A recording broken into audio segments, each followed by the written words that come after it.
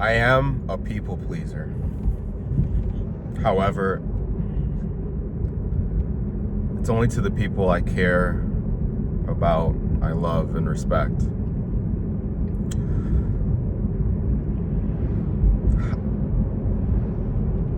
Before, though, when I was younger, it was very hard for me to establish that boundary and not be a people pleaser to everyone.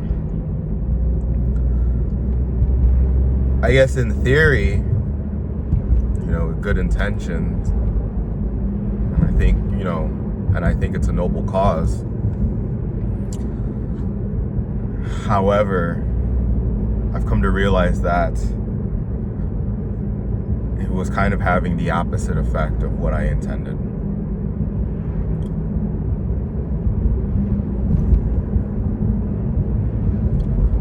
I'm already a person who likes to help people out. If I can help you out and something's within my power to do,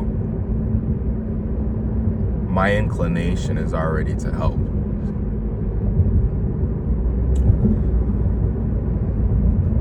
The reason why it's an issue, there's two reasons for me, at least I can think of. The first one is that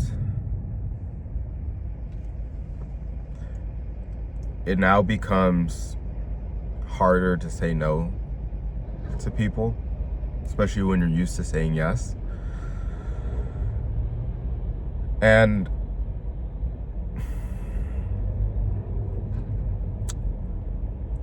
sometimes there are problems that people have that they need to face. There is suffering in life. I think everybody can agree on that. However, one thing that I have to keep in mind and I try to, be aware of is when now somebody's problem is now becoming my own. And that's usually where I draw the line when it comes to helping people. That line will sway a little bit, for the people I care about and love. But for a random person or my first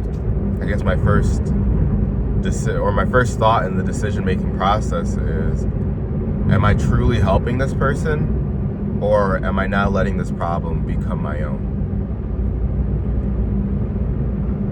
And I think that's important because it will put into perspective, at least for me, what the other person's thought process is and what our relationship might look like. If I'm going to help somebody and their problem becomes my own, chances are they may be used to, either for me or other people helping them, just when that person does help them or does reach out, they're more or less taking it off their plate and doing it for them. That may seem, it is easier to do that. If I know how to do something, let's just say with my little brother, and it's something simple as changing oil on a car, it would be quicker for me to go ahead and go and do that. However, I'm now letting his problem, or whatever he asked me to help him with, become my own. And with that, the next time he comes up with that, or has a situation like that, he's just going to do the same behavior that he did last time, which is me doing it. If I can take the time to show him how to do it, and I'm not letting it become my problem, chances are next time he will be able to do it on his own. Or in the very least, if he asks me for help, I'm going to have to put even less effort than I did the first time. I should.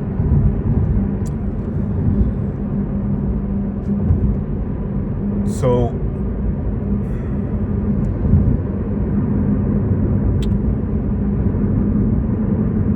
that again, like that is the one thing I try to keep in mind when people ask me for help, or when I find myself helping somebody. Touching back to my first point, where I had said that it now made it harder for me to say no to people. That was very much the case.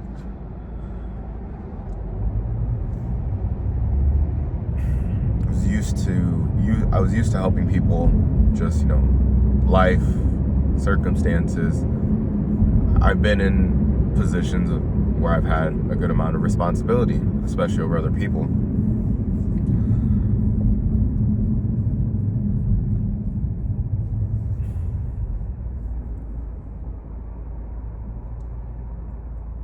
My thought process, again,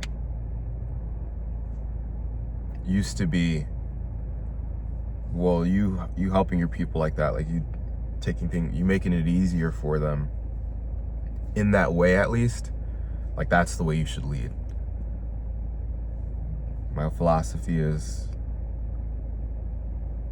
a good leader leads from the front. And that is true, but only to a certain extent. Now,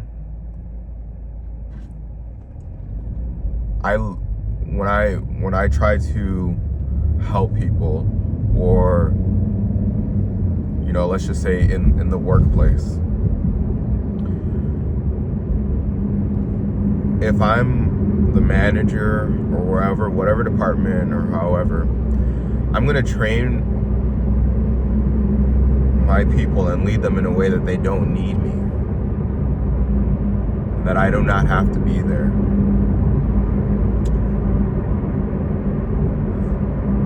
The benefit with that is that now frees myself up to go and do other things and tackle other things that need to get done, and just keep pushing the needle forward.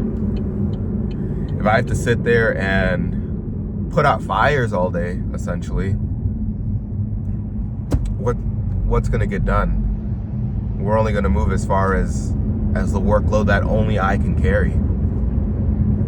Again, noble intentions, but when I really sit back and look at it, I can see how I'm getting in my own way again.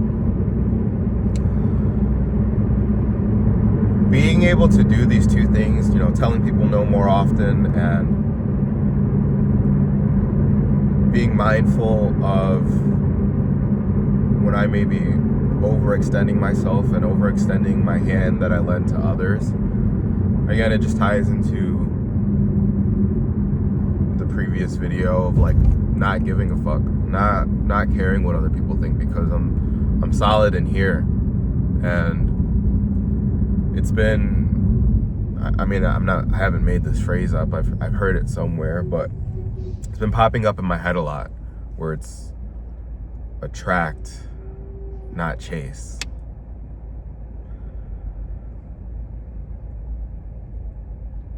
And it just makes so much sense.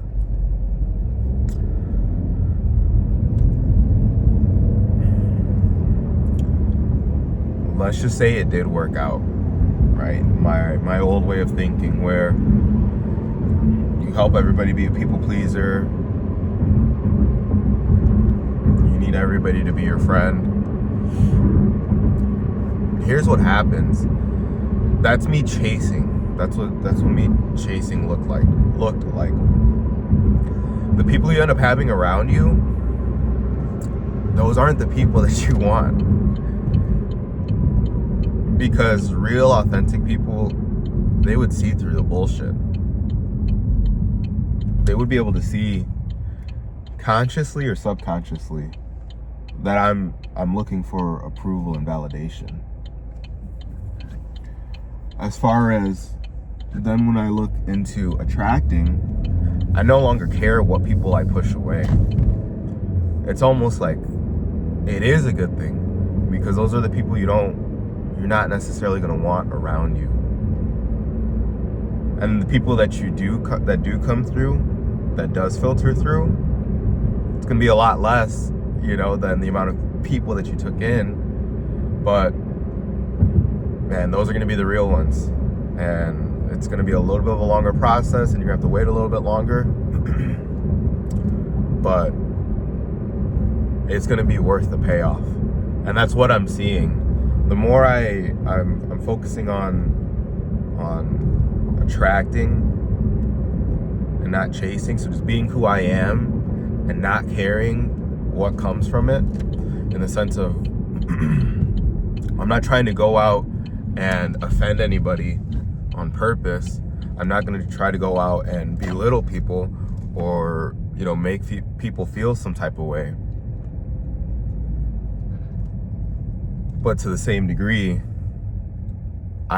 everything that I say and everything that the way I try to live my life now, I no longer care what other people think.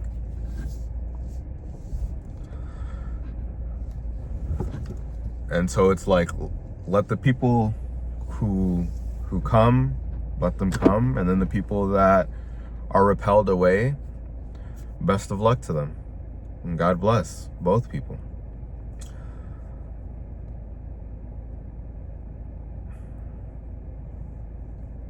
That's really has helped me figure out who I am.